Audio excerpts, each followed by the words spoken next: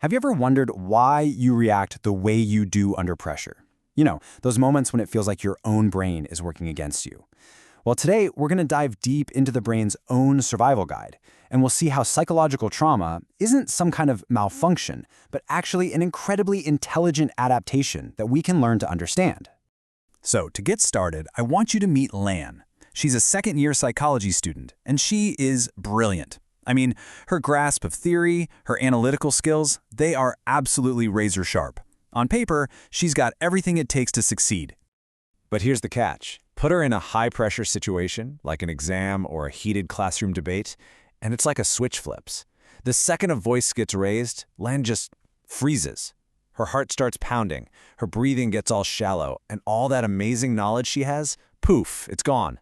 Her mind is completely blank. Now, to her classmates, it probably just looks like she can't handle stress. And you might be asking yourself the same thing, right? Is this some kind of system malfunction? Is her brain broken? Well, the real answer is actually pretty surprising. And that leads us to our first really big idea here, which is a total shift in perspective. We're not looking at a flaw, we're looking at a system. So check this out, because this is a game changer.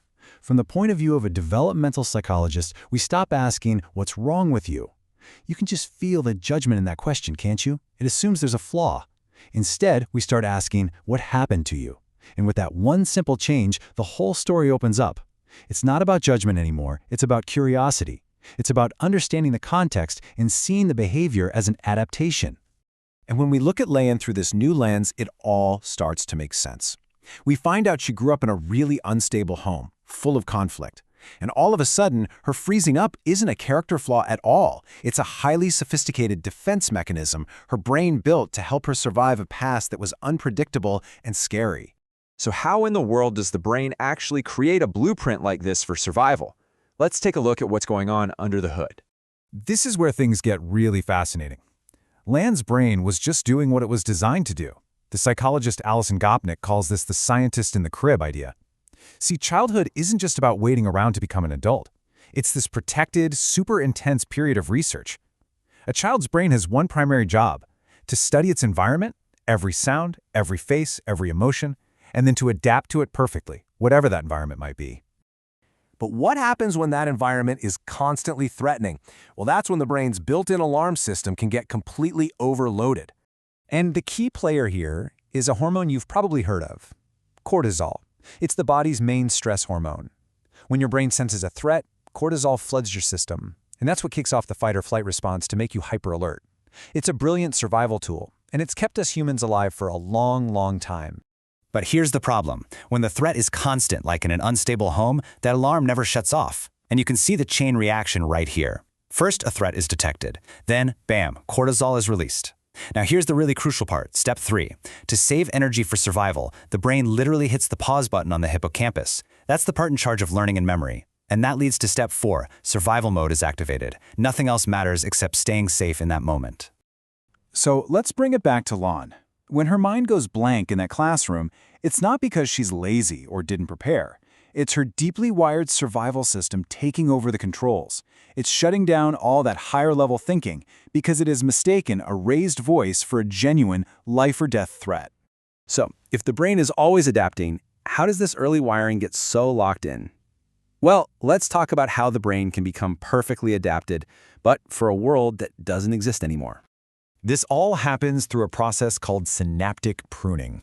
Just imagine the child's brain is like a dense jungle with millions of tiny little pathways. Over time, the brain starts to clear out the paths that don't get used, and it paves superhighways for the ones that are used all the time. It is the ultimate use-it-or-lose-it system, and it's the environment that decides which paths get paved. And this shows the results perfectly. On the left, in a safe, stable home, the brain builds those superhighways for things like logic and emotional regulation. It flourishes. But on the right, in a threatening environment, it puts all its energy into building pathways for high alert, for quick reflexes, for impulse. It's not flourishing, it's specializing in survival. And I need to be really clear about this.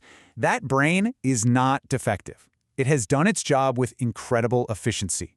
It is adapted perfectly to survive the world it grew up in. The trouble starts when the world changes, but that old survival wiring is still running the show. But here is the most hopeful part of this entire story. That wiring, no matter how strong it is, isn't permanent. We actually have the power to rebuild our own boat. I just love this metaphor. They say the brain is like Ulysses' boat. Legend has it, the boat was constantly being repaired, plank by plank, while it was still sailing on the river. Our minds are just like that. They are not fixed. Thanks to this amazing thing called neuroplasticity, our brain is always being reshaped by our new experiences. So how do we start rebuilding? It begins by creating a new environment of safety and predictability, right now. This is where these restorative practices become so important. And they're not just nice things to do. They send a direct signal to the brain that the constant threat is gone. Things like a stable schedule and regular sleep create a sense of rhythm. Self-care can literally lower your cortisol levels. And by learning to spot our triggers and just take a conscious pause before reacting, we can start to build brand new, healthier pathways in the brain, one choice at a time. It's about seeing these struggles not as failures, but as signals that our system is ready for an upgrade. And this really brings us to the most important takeaway of all. Trauma is not a sign of damage. It's not a weakness. It is profound evidence of the brain's incredible biological intelligence, doing whatever it had to do to protect you. It's a testament to your survival. So I'll leave you with this final thought. We can't change the past that wired our brains, but we can absolutely choose our present. If your brain was so expertly designed to get you through the storms of the past, what new materials, what new relationships, and what new experiences will you choose today to start rebuilding your boat for the calm waters you deserve?